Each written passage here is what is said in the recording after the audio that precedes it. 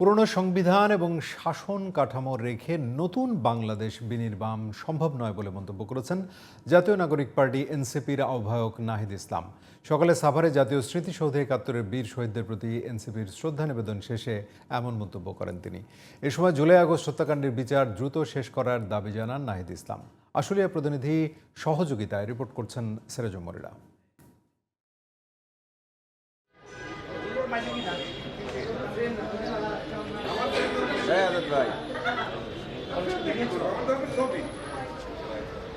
দলের নেতাকর্মীদের নিয়ে শহীদ বেদিতে শ্রদ্ধা জানান এনসিপির আহ্বায়ক নাহিদ ইসলাম।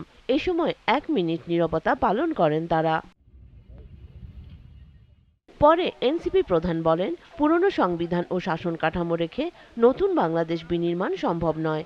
বিচারিক কার্যক্রমের মাধ্যমে আওয়ামী লীগের রাজনৈতিক ফয়সালা হবে বলেও মন্তব্য করেন তিনি। আমরা নতুন বাংলাদেশ বিনির্মাণ করব এবং সেই লক্ষ্যে এনসিপি কাজ করে যাচ্ছে।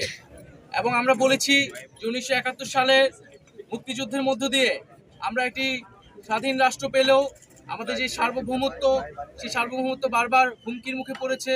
ফলে আমরা বলেছি যে একটি নতুন প্রজাতন্ত্র আমাদের গড়তে হবে এবং তার জন্য একটি নতুন সংবিধান এবং গণপরিষদ নির্বাচনের প্রয়োজন।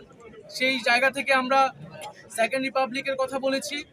এরপর সকাল ১০টায় রায়েরবাজার ২৪-এর ছাত্র জনতার অভ্যুত্থানে শহীদদের কবর জিয়ারত ও শ্রদ্ধা নিবেদন করে এনসিপি। সে সময় শেখ হাসিনার দৃশ্যমান বিচার এনসিপি দেখতে চায় বলে জানান নাহিদ ইসলাম। পাশাপাশি আর যেন স্বৈরতন্ত্র সংগঠিত হতে না পারে সেটিও নিশ্চিত করার কথা জানান তিনি।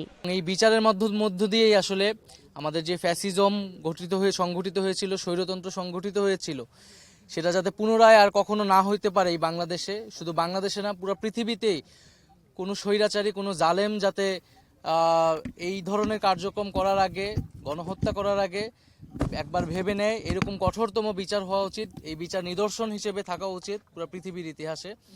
নতুন রাজনৈতিক দলের কর্মসূচিতে আরও উপস্থিত ছিলেন সদস্য সচিব আক্তার হোসেন, মুখ্য সংগঠক সার্জিস আলম, হাসনাত আবদুল্লাহ সহ দলের সকল নেতাকর্মী।